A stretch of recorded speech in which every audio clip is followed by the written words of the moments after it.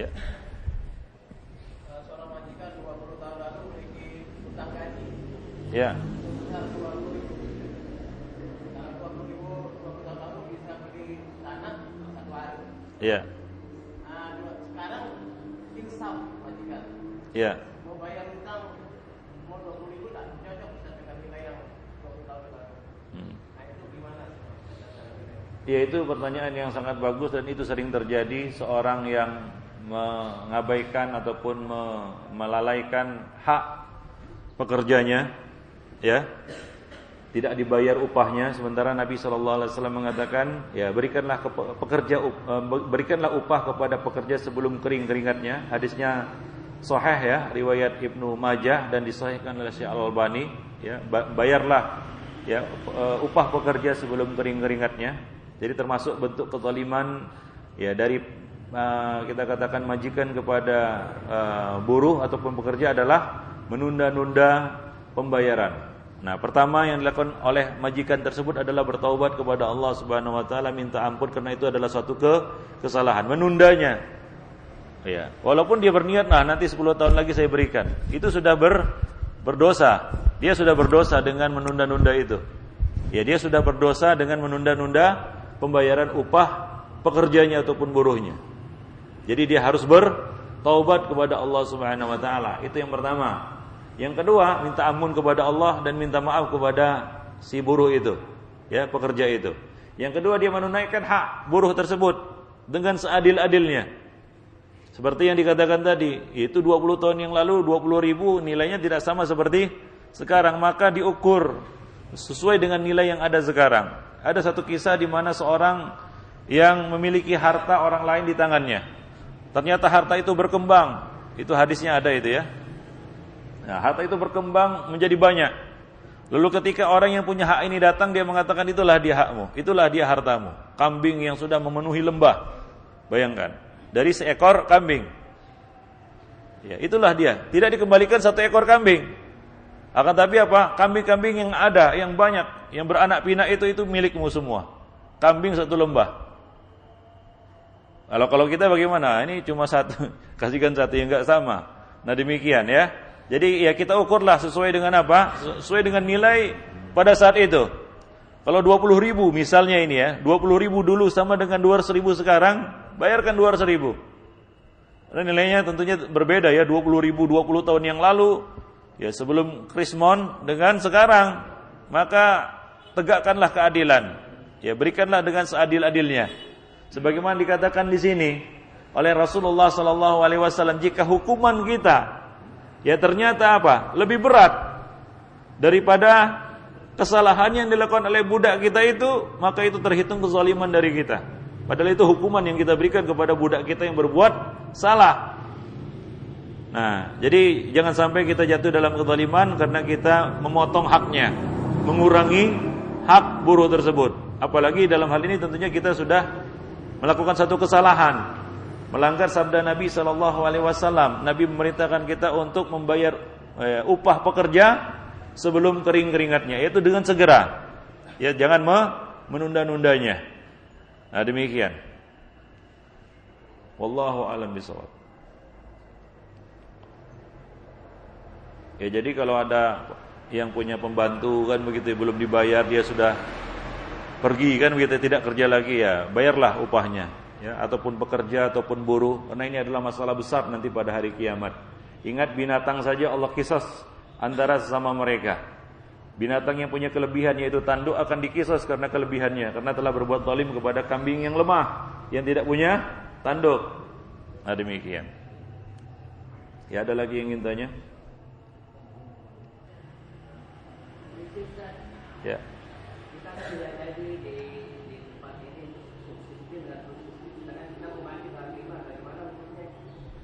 Gimana, Pak? Kita dalam lingkungan subsistem kan, ekonomi kita tidak jalan, al-Islam ini tidak jalan. Sedangkan kita mau mati dalam iman. Itu tidak kita masih dalam masalah. Bagaimana itu matinya orang-orang belum habis lah masalahnya. Belum habis masalahnya. Ya, bagi orang-orang yang mati, ya Pak ya, bagi orang-orang yang mati masih meninggalkan hutang-hutang kezaliman, ya nanti diselesaikan setelah mati. Karena dia nggak akan bisa kembali ke dunia, ya, nggak akan bisa kembali ke dunia. Ya, ketika orang yang mati itu mengatakan Rabbirji'un la'ali amalu salihan, kembalikanlah aku ke dunia, mudah-mudahan aku dapat beramal soleh. Allah mengatakan kalla, sekali-kali nggak bisa. Maka dari itu Nabi mengatakan barang siapa yang punya hutang kezaliman, hendaklah dia selesaikan. Fal yatahallal minhul yaum, minta halal, selesaikan sekarang. Ya, maka Umar bin Khattab tiap malam dia menghisab dirinya. Ya, dia tiap malam dia menghisab dirinya. Dan dia berkata, hasibu anfusakum qabla an tuhasabu. Apa perkara yang perlu kita hisab dari diri kita tiap malam? Ya, muamalah kita dengan orang lain. Ya, kira-kira aku hari ini ada utang apa ya terhadap, atau ada kezaliman apa, atau ada, itu yang penting. Karena Nabi tadi mengatakan kezaliman ada 3. Ada kezaliman yang Allah tidak maafkan sama sekali, yaitu syirik. Ini harus bertaubat, minta maaf dan minta ampun kepada Allah Subhanahu wa taala, syirik. Yang kedua adalah kezaliman yang Allah Subhanahu wa taala mungkin memaafkan, yaitu kesalahan seorang hamba terhadap Rabb-nya. Ya, kesalahan seorang hamba kepada Allah Subhanahu wa taala, mungkin dia melalaikan kewajiban salatnya belum benar kan begitu ya, belum khusyuk, masih main-main kan begitu ya. Ya, masih melalaikannya, masih menunda-nunda dari waktunya. Ini kesalahan yang mungkin Allah Subhanahu wa taala memaafkan. Puasanya juga masih banyak kekurangannya. Ya, puasa tapi bohong jalan terus kan begitu ya, ganggu orang jalan terus. Ini kan masih kekurangan. Ya, ini kesalahan, tapi ini adalah dosa antara hamba dengan Allah Subhanahu wa taala. Insya'a ghafaralah wa insya'a 'adzabah. Jika Allah berkehendak Allah memaafkannya, jika Allah berkehendak Allah akan mengadabnya dengan kesalahan itu. Yang ketiga, ini zulmun la yatrukuhullah. Ya, zulmun, kezaliman yang Allah Subhanahu wa taala tidak akan membiarkannya. Yaitu kezaliman antara hamba dengan hamba yang lain. Yang mana Allah Subhanahu wa taala akan menegakkan timbangan keadilan pada hari kiamat dengan seadil-adilnya. Sebagaimana yang kita sebutkan tadi, sampai masalah hukuman yang yang diberikan oleh seorang majikan kepada bawahannya, kepada buruhnya ataupun pekerjanya, itu juga Allah akan ukur. Allah akan hisab, Allah akan adili dengan seadil-adilnya. Apakah tepat itu hukuman? Nah, demikian. Ya. Jadi hendaklah itu yang senantiasa menjadi perhatian kita, ya, hingga para salaf dahulu sebelum mereka tidur mereka ya menghisab diri mereka, ya. Hingga ada satu sahabat Nabi ya. Satu ketika ini riwayat Anas bin Malik radhiyallahu anhu, ya. Dia mengatakan suatu hari kami duduk-duduk di majelis Rasulullah sallallahu alaihi wasallam. Tiba-tiba Nabi berkata, akan lewat sebentar lagi seorang laki-laki penghuni sorga. Maka lewatlah seorang laki-laki dari kalangan Ansar. Dia lewat dalam kondisi jenggotnya basah karena baru berwudu, dan dia menenteng membawa sandalnya. Ternyata orang ini yang muncul. Besoknya Nabi berkata lagi, ya, mengatakan hal yang sama. Akan lewat di hadapan kalian sebentar lagi seorang laki-laki penghuni surga. Yang lewat laki-laki ini juga. Hingga 3 hari Nabi mengucapkan hal itu, yang lewat tetap orang ini juga, laki-laki Ansar ini. Maka Abdullah bin Amr ingin menyelidiki apa gerangan, apa amalannya, hingga Nabi mengatakan ini laki-laki penghuni surga. Ya, Nabi tidak berucap dengan hawa nafsu, la yantiqu anil hawa in huwa illa wahyu yuha. Maka sahabat adalah orang yang sangat antusias untuk mendapatkan kebaikan, ataupun belajar, ataupun menuntut ilmu, untuk mengetahui sesuatu yang khair, yang baik. Maka Abdullah bin Amr sengaja bertamu dan bermalam di rumah orang ini untuk mempelajari, untuk melihat, mengetahui, ingin tahu beliau apa sih amalan orang ini, apa amalan orang ini, hingga Nabi mengatakan dia penghuni sorga. Sudah 3 malam, beberapa malam ia bertamu ataupun menginap di rumah laki-laki Ansar ini, dia tidak melihat amalan yang lebih dari yang lain. Amalannya biasa-biasa saja ternyata.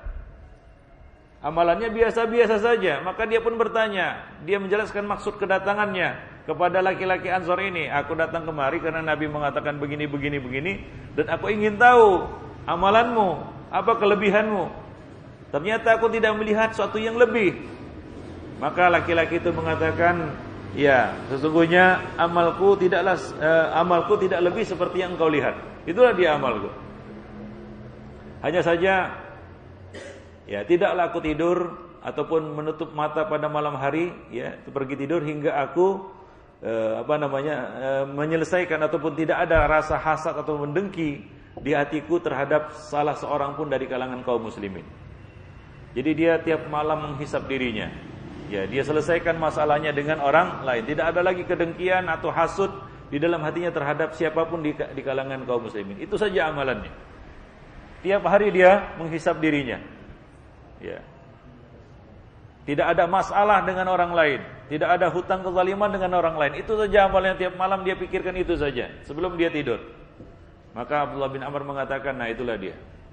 Itulah yang kelebihan yang tidak dimiliki oleh yang lain. Ya ikhwani fiddin, ma'asyiral muslimin rahimani wa rahimakumullah jami'an. Baik. Nah demikian. Wallahu a'lam bishawab. Baik, ya kita cukupkan dulu sampai di sini. Ikhwani fiddin, ma'asyiral muslimin rahimani wa rahimakumullah jami'an. Ya mudah-mudahan ini bermanfaat bagi saya tentunya dan bagi para hadirin sekalian.